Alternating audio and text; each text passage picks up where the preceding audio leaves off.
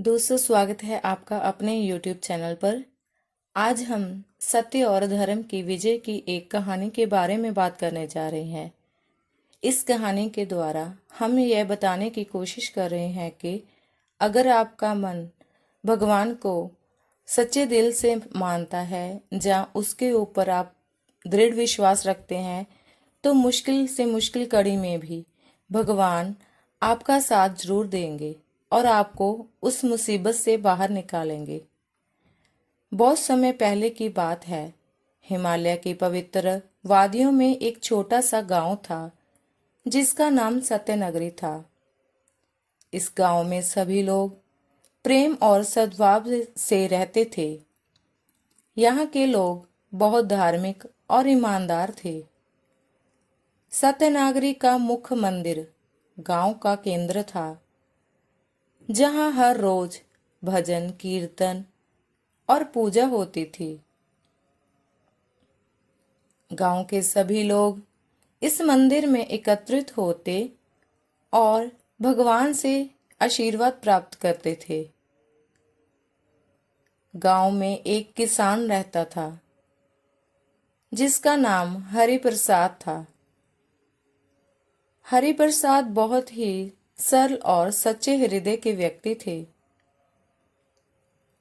उनका जीवन खेती पर निर्भर था और वह अपने परिवार के साथ सुखी जीवन जीते थे। हरि प्रसाद की ईमानदारी और धार्मिकता के कारण गांव के सभी लोग उनका सम्मान करते थे। लेकिन एक दिन गांव में कुछ ऐसा घटित हुआ जिसने हरि प्रसाद के जीवन को पूरी तरह से बदल दिया। एक दिन गांव में एक धनी व्यापारी आया जिसका नाम धनपाल था। धनपाल बहुत ही घमंडी और लालची व्यक्ति था। उसने गांव के सभी लोगों को अपनी अमीरी और संपत्ति का दिखावा दिया। इतना दिखावा किया और लोगों को लालच में डालने का प्रयास भी किया। उसने कहा, मैं इस गांव में एक बड़ा व्यापारी केंद्र खोलना चाहता हूं। अगर तुम सब मुझे अपनी जमीन बेच दो तो मैं तुम सबको बहुत पैसे दूंगा। इस प्रकार गांव के लोग लालच में आ गए और उन्होंने अपनी जमीनें धनपाल को बेच दी। केवल हरि प्रसाद ने अपनी जमीन नहीं बेची। उन्होंने कहा, यह जमीन मेरे पूर्वजों की धरोहर है। इसे बेचकर मैं केवल पैसा नहीं खोऊंगा बल्कि अपनी आत्मा को भी खो दूंगा। मैं इसे कभी नहीं बेचूंगा। धनपाल ने हरि प्रसाद को कई बार लालच दिया, लेकिन हरि प्रसाद नहीं माने।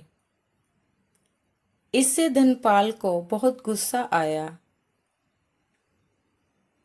और उसने हरि प्रसाद को सबक सिखाने की ठानी।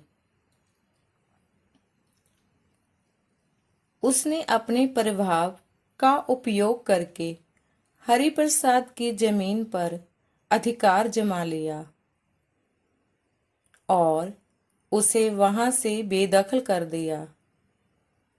अब हरि प्रसाद और उनका परिवार बहुत कष्ट में था। वह गांव के एक छोटे से कोने में रहने लगे और वह अपना गुजारा बड़ी मुश्किल से करने लगे।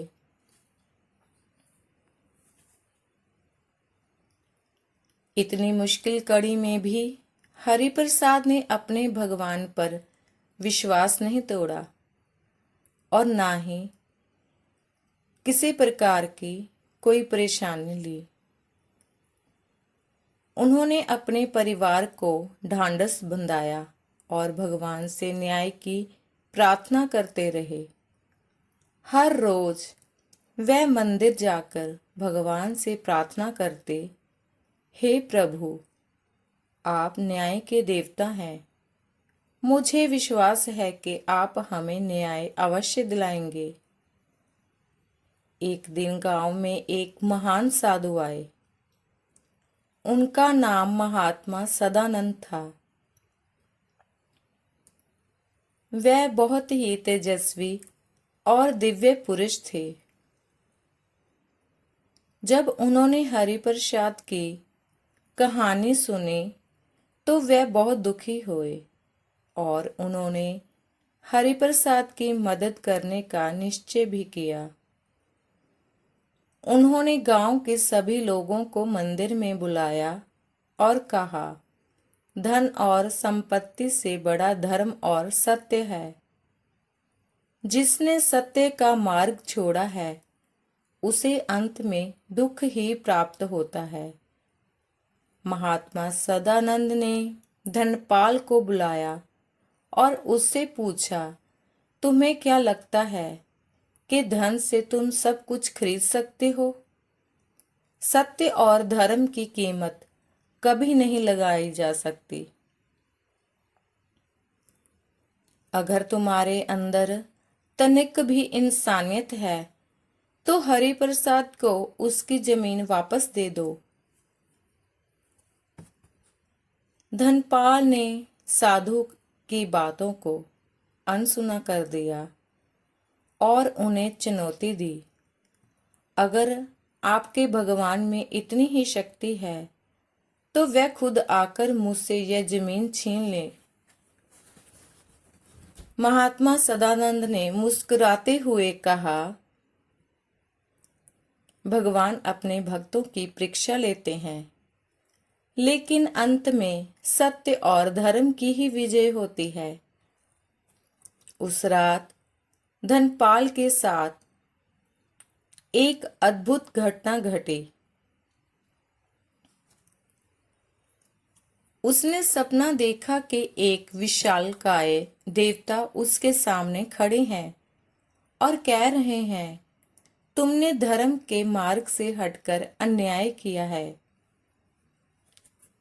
अगर तुमने हरिप्रसाद को उसकी जमीन वापस नहीं की तो तुम्हारे पास जो भी है वह सब नष्ट हो जाएगा।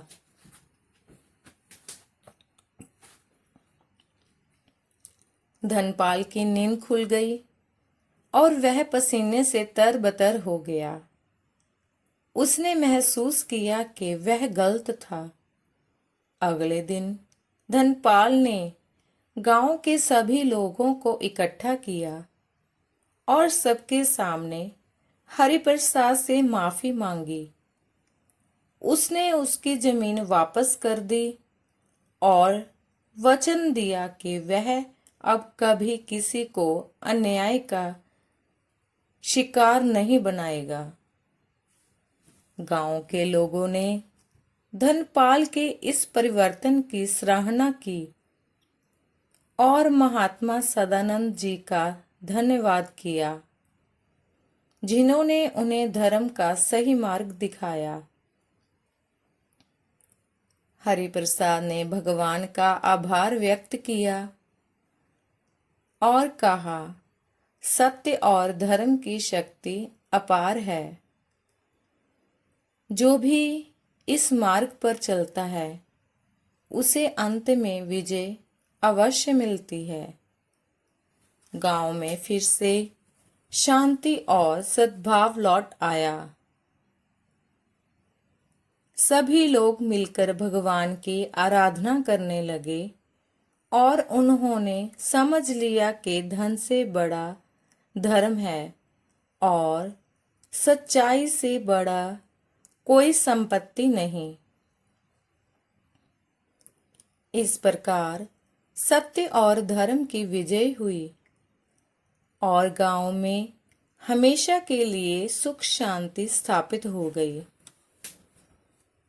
हरिप्रसाद और उनका परिवार खुशी खुशी अपनी जमीन पर खेती करने लगे और महात्मा सदानंद जी का उपदेश हमेशा के लिए गांव के लोगों के हृदय में बस गया।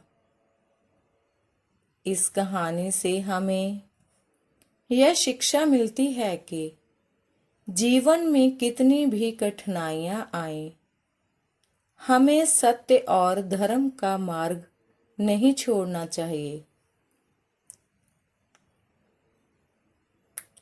सत्य चाहे कितना भी कठिन क्यों ना हो, अंत में विजय हमेशा सच्चाई और धार्मिकता की ही होती है।